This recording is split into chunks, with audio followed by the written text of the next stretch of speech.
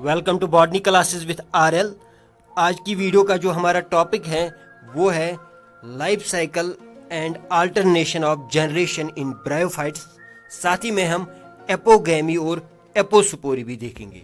In fact apogamy और apospory समझने के लिए ज़रूरी है कि पहले हमें पता हो कि जो ब्रायोफाइट्स का लाइफ साइकिल है उसमें कौन सी फेजेस हैं, अल्टरनेशन ऑफ जनरेशन इनमें कैसे होता है। ये जो लाइफ साइकिल या अल्टरनेशन ऑफ जनरेशन है, ये अगर हम इन जनरल ब्रायोफाइट्स का समझ लेते हैं, फिर जब इंडिविजुअली हम ब्रायोफाइट्स पढ़ते हैं तो उनका लाइफ साइकिल समझने में हमें फिर बहुत ज़्यादा आसानी होती है। तो आइए शुरू करते हैं। सबसे पहले हम बात करते हैं ओवरऑल जो लाइफ साइकिल या अल्टरनेशन ऑफ जनरेशन होती है प्लांट्स में और साथ साथ फंजे में। अगर हम ओवरऑल प्लांट्स और फंजे की बात करें तो इनके लाइफ साइकिल में दो फेजेस होती है, एक सुपोरोफिटिक फेज और दूसरी गैमेटोफिटिक फेज। सुपोरोफिटिक यानी 2n डिप्लॉयड फेज और गैमेटोफिटिक यानी हैप्लॉयड फेज। जब आपने 11th या 12th में जब प्लांट रिप्रोडक्शन पढ़ी होगी तो मेनली आपका फोकस रहा होगा plant reproduction in flowering plants यानी एंजियोस्पर्म्स, जो हायर प्लांट्स हैं। एंजियोस्पर्म्स में जो मेन प्लांट बॉडी होती है वो सुपोरोफिटिक होती है, that is diploid. For example अगर आप एक एप्पल प्लांट देखते हो तो रूट टिप से लेकर शूट टिप तक हर एक पार्ट, हर एक सेल उस एप्पल प्लांट में डिप्लॉयड है, सुपोरोफिटिक है वो। इनफैक्ट फ्लावर की सेपल्स, पेटल्स, एंथर्स, कार्पल्स, उनमें भी जो सेल्स हैं वो डिप्लॉयड हैं। सिर्फ जो कार्पल में ओवरी है उसमें जो ओव्यूल के अंदर एम्ब्रियो सैक बनता है, सिर्फ वो एम्ब्रियो सैक हैप्लॉइड है, और जो एंथर के अंदर पोलन ग्रेन बनता है वो हैप्लॉइड है। सिर्फ ये दो चीजें जो हैं इसमें एक एंजियोस्पर्म में हैप्लॉइड होती हैं या गैमेटोफिटिक होती है। यानी इससे ये बात जाहिर होती है कि हायर प्लांट्स में मेन फेज जो होता है, डोमिनेंट फेज जो होता है, टाइम के हिसाब से, ड्यूरेशन के हिसाब से, स्ट्रक्चर के हिसाब से, कॉम्प्लेक्सिटी के हिसाब से, तो वो सुपोरोफिटिक होता है, डिप्लॉयड होता है। गैमेटोफिटिक उनमें बहुत छोटा होता है। तो यहाँ पे मैंने दिखाया है एंजियोस्पर्म, जिम्नोस्पर्म। फॉर एग्जांपल हम ग्रीन से यहाँ रिप्रेजेंट करते हैं सुपोरोफिटिक फेज पे। तो एंजियोस्पर्म और जिम्नोस्पर्म में मेन फेज होता है सुपोरोफिटिक। गैमेटोफिटिक फेज उनमें ना के बराबर होता है, सिर्फ पोलन ग्रेन और एम्ब्रियो सैक रिप्रेजेंट करता है गैमेटोफिटिक फेज को। इससे कम एडवांस्ड जो प्लांट्स हैं टेरिडोफाइट्स, उनमें देखा जाए तो उनमें भी एंजियोस्पर्म और जिम्नोस्पर्म की तरह मेन फेज सुपोरोफाइट ही है, लेकिन गैमेटोफाइट ठीक ठाक है। गैमेटोफाइट मेन फेज नहीं है, सुपोरोफाइट अभी भी मेन फेज है, डोमिनेंट फेज है, लेकिन गैमेटोफाइट भी ठीक ठाक है। जो अब यहाँ देख रहे हो थोड़ा बहुत मैंने ऑरेंज कलर से लिखा है। तो यहाँ जब आप और नीचे जाते हो ब्रायोफाइट्स में और कुछ एल्गा मेंबर्स में, तो वहां पे आपको मेन फेज गैमेटोफिटिक फेज मिलेगी।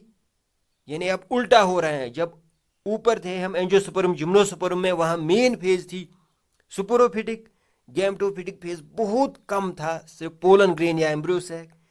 इससे नीचे जब आप आए टेरिडोफाइट्स पे तो अब भी सुपोरोफिटिक मेन फेज है, लेकिन गैमेटोफिटिक फेज थोड़ा बहुत ठीक ठाक है। अब जब और नीचे गए हम ब्रायोफाइट्स पे तो अब गैमेटोफिटिक फेज मेन फेज है। यानी जितना हम नीचे जाएंगे लोअर प्लांट्स की तरह, गैमेटोफिटिक फेज लोअर प्लांट्स में मेन होता है। तो यहाँ पे आप देख सकते हो गैमेटोफिटिक यहाँ की तरफ हमने एरो किया है। तो जितना आप नीचे जा रहे हो लोअर प्लांट्स की तरह, गैमेटोफिटिक फेज लाइफ साइकिल में मेन फेज होगा। तो ब्रायोफाइट्स की बात अगर करें तो उनमें मेन फेज जो होता है गैमेटोफिटिक फेज होता है। सुपोरोफिटिक फेज जो हमने ग्रीन से रिप्रेजेंट किया है वो बहुत ही छोटा होता है टाइम और ड्यूरेशन के हिसाब से और स्ट्रक्चर के हिसाब से भी, और इस हिसाब से भी कि वो डिपेंडेंट होता है गैमेटोफाइट पे। यहाँ सुपोरोफाइट गैमेटोफाइट पे होता है, डिपेंडेंट होता है, in comparison to angiosperm, gymnosperm, जहाँ सुपोरोफाइट पे गैमेटोफाइट डिपेंडेंट रहता था। तो सारे ब्रायोफाइट्स में और कुछ एल्गा में मेन फेज गैमेटोफिटिक है और सुपोरोफिटिक फेज डिपेंडेंट है, छोटी है इसी गैमेटोफिटिक फेज पे। लेकिन कुछ और एल्गा हैं जिनमें सुपोरोफिटिक फेज और गैमेटोफिटिक फेज बराबर है। कुछ और एल्गा हैं जैसे सार्गासम, उसमें सुपोरोफिटिक फेज ही बड़ी है। तो अगर इन एक्सेप्शंस को छोड़ा जाए जो एल्गा में है, एल्गा में 5-6 किस्म के लाइफ साइकिल्स दिखाते हैं एल्गा, तो जो ये एल्गा में कुछ एक्सेप्शंस हैं इनको छोड़कर अगर हम देखें तो इन जनरल जितना आप लोअर प्लांट्स की तरह जाएंगे गैमेटोफिटिक फेज डोमिनेंट फेज होता जाएगा। इनफैक्ट जो सिंपलेस्ट एल्गे हैं और जो फंजे हैं इनमें सुपोरोफिटिक फेज इतनी छोटी है कि उसको सिर्फ एक जाइगोट रिप्रेजेंट करता है। वहाँ जाइगोट जैसे ही बनता है 2n, सुपोरोफिटिक फेज जैसे ही शुरू होती है तभी उस जाइगोट की मियोसिस होती है और वापस गैमेटोफिटिक फेज में जाते हैं, यहाँ जाइगोटिक मियोसिस होती है।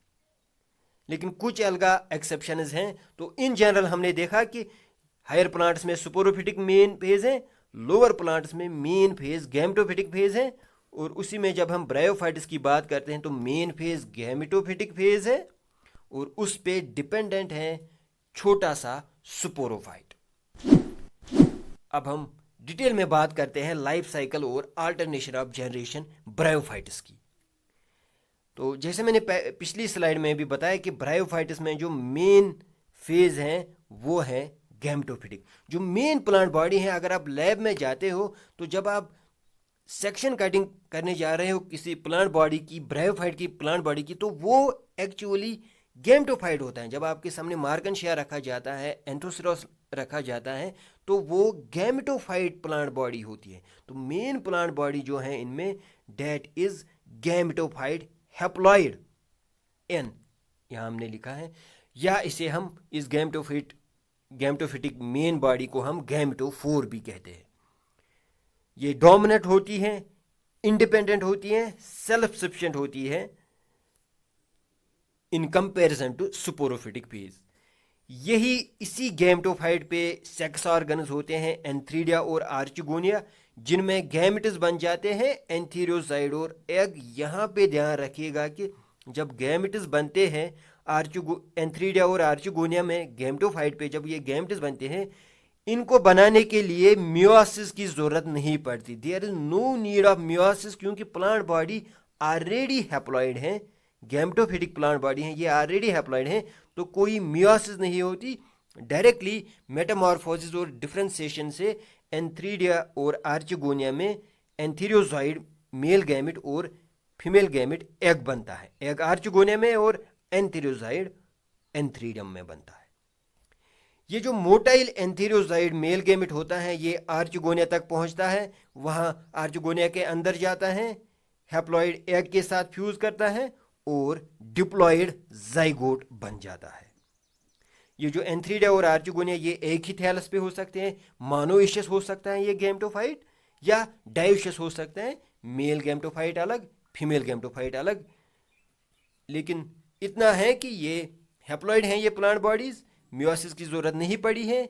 एंथीरियोजाइड जो गैमेट है मेल गैमेट वो चला जाता है आर्चिगोनिया में, वहां वो एग के साथ फ्यूज करता है और जाइगोट बन जाता है, डिप्लॉइड जाइगोट। ये डिप्लॉइड जाइगोट पहली सेल है सुपोरोफिटिक फेज की। तो यहाँ पे आप देख सकते हो ये जो मार्कनशिया जब आप देखोगे तो मार्कनशिया की जो मेन प्लांट बॉडी आप यहाँ पे देख सकते हो, ये डायोइशियस है मार्कनशिया। यहाँ पे ये है इसका मेल प्लांट, यानी इस पे मेल सेक्स ऑर्गन्स होंगे एंथ्रीडियोफोर, जिसकी ऊपर डिस्क पे एंथ्रीडिया है, उनमें एंथीरियोजाइड बनेंगे, और फीमेल प्लांट जिस पे आर्चिगोनिया 4 आपको ये दिख रहे होंगे, इन आर्चिगोनिया 4 की डिस्क पे आर्चिगोनिया है जिसमें एग है। तो ये जो मेन प्लांट बॉडी है जिसपे सेक्स ऑर्गन्स हैं और जिनमें गैमेट्स हैं, ये यहाँ पे गैमेटोफाइट्स है। तो यहाँ से एंथ्रीडिया से एंथीरियोजाइड उठ के चला गया है आर्चिगोनिया में, वहाँ एग के साथ फ्यूज हुआ है और जाइगोट बना है, यानी पहला सेल जो ये डिप्लॉइड जाइगोट 2n जाइगोट बना है, ये है पहला सेल सुपोरोफिटिक फेज का। इस डिप्लॉइड जाइगोट से इसी आर्चिगोनियम में, यानी गैमेटोफाइट पे ही है, अभी ये आर्चिगोनियम में है, इसी आर्चिगोनियम में इस डिप्लॉइड जाइगोट ये डिफरेंशिएट हो जाता है, ये डिवाइड करता है और एक मैच्योर सुपोरोफाइट बन जाता है। यानी ये मैच्योर सुपोरोफाइट गैमेटोफाइट पे ही है आर्चिगोनिया में। तो ये मैचर स्पोरोफाइट होता है, सिंपल सा स्ट्रक्चर होता है। यूजुअली अगर लोअर ब्रायोफाइट्स में देखा जाए तो एक कैप्सूल लाइक स्ट्रक्चर होता है रिक्शिया में, या कुछ ब्रायोफाइट्स में कैप्सूल के साथ साथ छोटा सा फुट भी होता है नीचे, और कुछ हायर ब्रायोफाइट्स में ये जो स्पोरोगोनियम या स्पोरोफाइट 2 एंड स्पोरोफाइट होता है, इसकी 3 पार्ट्स हो सकते हैं, लोअर फुट, मिडिल सीटा और अपर कैप्सूल।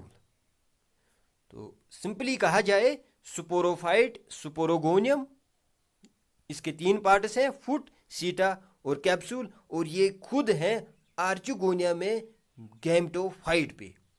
ये न्यूट्रिशन, मिनरल्स, वाटर सब हासिल करता है गैमेटोफाइट से। तो यहाँ पे आप देख सकते हो, देखिए ये हैं वो आर्चिगोनियोफोर जो कि फीमेल मार्कनशिया प्लांट पे हैं। तो इसी पे ये आर्चिगोनिया थे, इन्हीं आर्चिगोनिया में अब स्पोरोफाइट बना है, यानी स्पोरोफाइट गैमेटोफाइट पे ही है। ये आप यहाँ पे स्पोरोफाइट देख सकते हो, और ये अभी भी ये गैमेटोफाइट पे ही है, ये इसी से न्यूट्रिशन, वाटर वगैरह लेता है।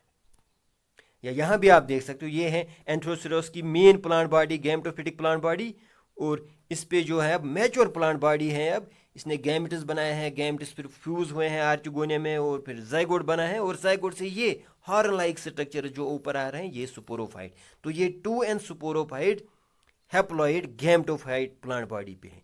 इसी तरह फुनेरिया में ये है मेन प्लांट बॉडी, यहाँ पे आप टिप दिखाई है हमने यहाँ पे मेन प्लांट बॉडी गैमेटोफाइट की, और इसी टिप, फीमेल टिप पे ये हैं स्पोरोफाइट, लंबा सा स्पोरोफाइट यहाँ पे, क्योंकि इसमें फुट भी हैं, सीटा भी, ये स्टाक और कैप्सूल भी। तो ये स्पोरोफाइट यहाँ पे देखिए आप, या यहाँ पे या मार्कनशिया पे, ये गैमेटोफाइट प्लांट बॉडी पे डिपेंडेंट है।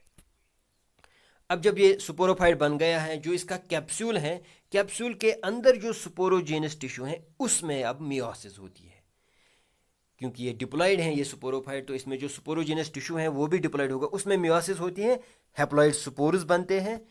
ये जो हैप्लॉइड स्पोर्स होते हैं, ये जब नीचे गिरते हैं, जब डेहिसेनेस होती है कैप्सूल की, ये जब नीचे गिरते हैं सुइटेबल सबस्ट्रेटम पे, कोई रॉक हो या सॉइल हो, जैसा इस मार्कनशिया का सबस्ट्रेटम होगा, ये जब नीचे गिरते हैं ये हैप्लॉइड स्पोर्स जो मियोसिस से बने हैं, तो ये डेवलप हो जाते हैं डायरेक्टली इनटू न्यू गैमेटोफाइट, या फिर पहले एक प्रोटोनीमा बनता है, वो फिर बाद में कन्वर्ट हो जाता है गैमेटोफाइट पे। चाहे प्रोटोनीमा बने पहले या डायरेक्टली गैमेटोफाइट बने, ये जो प्लांट बॉडी अब बनेगी ये वापस वही है गैमेटोफिटिक प्लांट बॉडी जहाँ से हमने शुरुआत की थी। जो हायर टेरिडोफाइट्स हैं जैसे फुनेरिया है, पॉलीट्राइकम है, उनमें जब ये हैप्लॉइड स्पोर जर्मिनेट हो जाता है तो इससे पहले एक अनडिफरेंशिएटेड स्ट्रक्चर बनता है जिसे प्रोटोनीमा कहते हैं। प्रोटोनीमा से फिर राइजोइड्स और एरियल स्ट्रक्चर्स निकलते हैं और मैच्योर गैमेटोफाइट बन जाते हैं। लेकिन लोअर ब्रायोफाइट्स में हैप्लॉइड स्पोर जैसे ही जर्मिनेट होता है उससे डायरेक्टली गैमेटोफाइट बन जाता है। सो यहाँ पे हमें फिर से बन गया है गैमेटोफाइट या गैमेटोफोर जो कि हैप्लॉइड है। इसी तरह ये लाइफ साइकिल बार बार रिपीट होता जाता है। इस गैमेटोफाइट पे फिर से सेक्स ऑर्गन्स, उनमें गैमेट्स वो फ्यूज़ करेंगे, स्पोरोफाइट बनेगा, और स्पोरोफाइट में फिर से मियोसिस, जो आप यहाँ पे देख सकते हो। देखिए ये है इसका बड़ा सा डोमिनेंट गैमेटोफिटिक फेज। तो जो मेन प्लांट बॉडी है यहाँ पे गैमेटोफाइट, एन हैप्लॉइड यहाँ पे एक्स से दिखा है, एन है ये हैप्लॉइड है ये, इस पे सेक्स ऑर्गन्स हैं एंथ्रीडियम और आर्चिगोनियम। तो मेल गैमेट एंथीरियोजॉइड जो है हैप्लॉइड, वो हैप्लॉइड एग के साथ फ्यूज़ हुआ है आर्चिगोनियम में, फर्टिलाइजेशन हुई, जाइगोट बना है इसी आर्चिगोनियम में, और इस जाइगोट से स्पोरोफाइट बनता है इसी आर्चिगोनियम में है ये, इसी गैमेटोफाइट पे। स्पोरोफाइट में कैप्सूल है, कैप्सूल के अंदर फिर मियोसिस हो जाती है, तो वापस हम गैमेटोफिटिक फेज में चले जाते हैं। जैसे ही मियोसिस होती है, स्पोर्स बनते हैं, वो कैप्सूल डेहिसेनेस हो जाती है, स्पोर्स नीचे गिरते हैं सबस्ट्रेटम पे, या तो पहले प्रोटोनीमा बनेगा फिर मेन बॉडी, या फिर डायरेक्टली मेन बॉडी बनेगी। तो यहाँ पे भी आपने देखा कि टाइम हो, ड्यूरेशन हो या स्ट्रक्चर के हिसाब से मेन प्लांट बॉडी गैमेटोफिटिक है। स्पोरोफाइट ड्यूरेशन के हिसाब से भी बहुत कम टाइम के लिए रहता है और छोटा होता है साइज और स्ट्रक्चर के हिसाब से भी, और डिपेंडेंट होता है गैमेटोफाइट पे। अब हम जब आपने लाइफ साइकिल समझा है, अल्टरनेशन ऑफ जनरेशन जब हम आपने समझी है, तो अब हम एपोगैमी और एपोस्पोरी देखेंगे ब्रायोफाइट्स। एपोगैमी जैसा कि वर्ड में ही है, एपो विदाउट गैमी फ्यूजन। तो जब ब्रायोफाइट्स की अगर बात, एपोगैमी एपोस्पोरी बाकी प्लांट्स में भी पाई जाती हैं, तो हम ब्रायोफाइट्स की बात कर रहे हैं। ब्रायोफाइट्स में अगर हम एपोगैमी डिफाइन करें तो ये डेवलपमेंट है, ये फॉर्मेशन है स्पोरोफाइट की बिना गैमेट्स के फ्यूजन के। आपने पिछले लाइफ साइकिल में आपने देखा था कि जो गैमेटोफाइट पे एंथीडियम और आर्चिगोनियम है उनमें गैमेट्स बनेंगे, वो फ्यूज करेंगे तब स्पोरोफाइट बनेगा। As a result sporophyte 2n बनेगा, क्योंकि n और n मिल गए हैं। तो जब डायरेक्टली गैमेटोफाइट की किसी भी सेल से, इस पे गैमेटोफाइट पे लीफ लाइक स्ट्रक्चर होता है या रूट लाइक स्ट्रक्चर होता है, या जो ये आर्चिगोनिया और एंथीरिया हैं इनकी किसी सेल से, तो गैमेटोफाइट की किसी भी सेल से डायरेक्टली अगर स्पोरोफाइट बन जाए without formation of gametes, without the fusion of gametes, तो इस प्रोसेस को हम एपोगैमी कहते हैं। एज अ रिजल्ट जो स्पोरोफाइट डायरेक्टली इस गैमेटोफाइट की सेल से बनेगा वो हैप्लॉइड होगा, हैप्लॉइड स्पोरोफाइट होगा। लेकिन उसे हम स्पोरोफाइट क्यों कह रहे हैं फिर? क्योंकि अपीयरेंस में मॉर्फोलॉजी के हिसाब से वो बिल्कुल डिप्लॉइड स्पोरोफाइट जैसा होगा। मॉर्फोलॉजी के हिसाब से बिल्कुल डिप्लॉइड स्पोरोफाइट जैसा दिखेगा, पर जेनेटिकली वो हैप्लॉइड ही होगा, क्योंकि वो विदाउट फ्यूजन बना है। ये फ्यूनेरिया के कुछ स्पीशीज़ में कॉमन है, जैसे फ्यूनेरिया हाइग्रोमेट्रिका है, या जो डेस्मेटोडोन रैंडी है, या फेस्कोमीट्रियम पायरिफॉर्म है। तो ये कुछ जनरा है, ये कुछ स्पीशीज़ हैं जिनमें एपोगैमी ब्रायोफाइट्स में देखी गई है। यहाँ पे आप देख सकते हो, अगर आप नॉर्मल जब हम बात कर रहे थे तो गैमेटोफाइट पे आर्चिगोनिया है, एंथीरिया है, तो एंथीरिया से हैप्लॉइड एंथीरियोजाइड, क्योंकि ये हैप्लॉइड ही हैं गैमेटोफाइट प्लांट बॉडी। आर्चिगोनिया से हैप्लॉइड एग ये फ्यूज होते थे, फिर जाइगोट बनता था, जाइगोट 2n है, डिप्लॉइड है, इसलिए स्पोरोफाइट भी डिप्लॉइड बनता था, जो कि इसी गैमेटोफाइट पे होता था। ये नॉर्मल कोर्स था। लेकिन जब गैमेटोफाइट की किसी सेल से डायरेक्टली स्पोरोफाइट बने, क्योंकि फ्यूजन नहीं हुआ है, तो वो स्पोरोफाइट एप्लॉइड होगा, इसे हम हैप्लॉइड होगा, इसे हम एपोगैमी कहेंगे। तो जो ये विदाउट मियोसिस स्पोरोफाइट बना है, इट विल बी हैप्लॉइड। तो इससे जो है जब स्पोर्स बनेंगे, क्योंकि ये ऑलरेडी हैप्लॉइड हैं, इससे अगर स्पोर्स बनेंगे तो उस वक्त अब मियोसिस की ज़रूरत नहीं पड़ेगी। इससे अगर स्पोरोफाइट बन जाए तो वो डायरेक्टली हैप्लॉइड गैमेटोफाइट बना सकते हैं।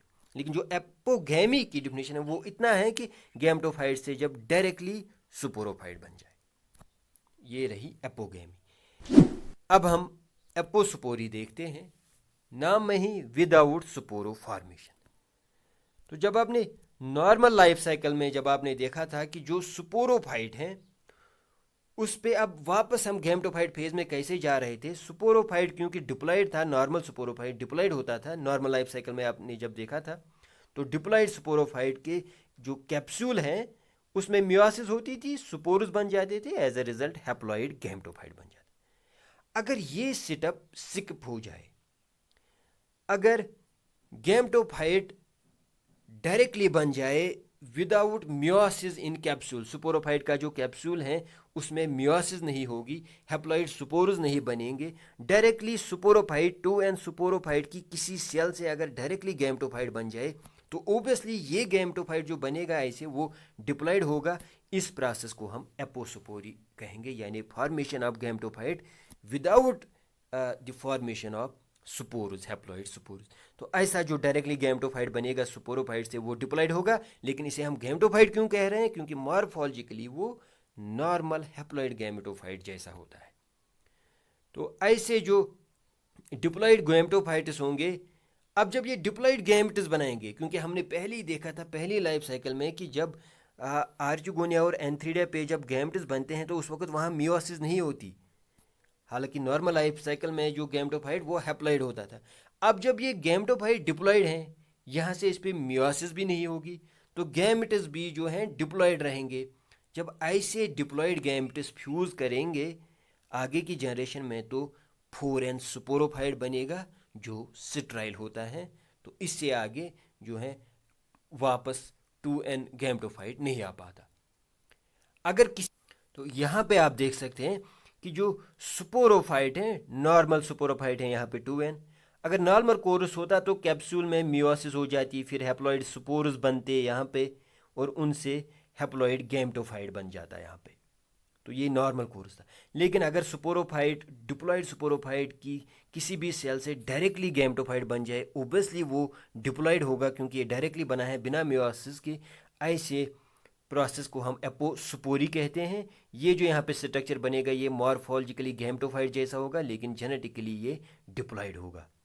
इस पे जो आर्चिगोनिया एंथ्रीडिया है, क्योंकि उनमें मियोसिस नहीं होती, जैसे आपने नॉर्मल लाइफ साइकिल में भी देखा था जब हमने पहले इनका लाइफ साइकिल डिस्कस किया, तो एग 2n होगा, एंथेरोसाइट 2n होगा, वो जब फ्यूज करेंगे तो 4n स्पोरोफाइट बनेगा जो स्टेराइल होता है।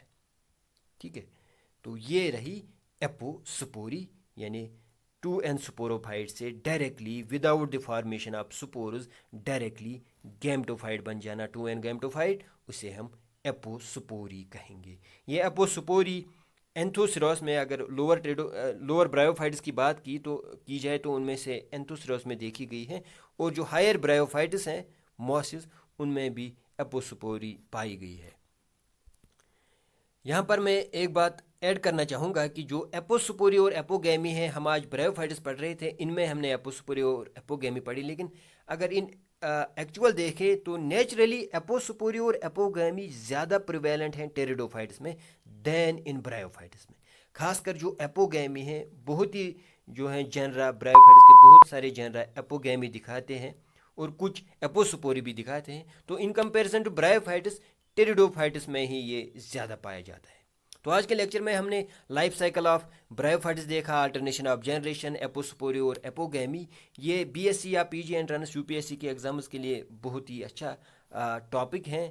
अगर आज का वीडियो आपको पसंद आया हो तो लाइक कीजिएगा, वीडियो को शेयर कीजिएगा, और साथ ही में ऐसी ही वीडियोज़ के लिए चैनल को सब्सक्राइब कीजिएगा। थैंक्स।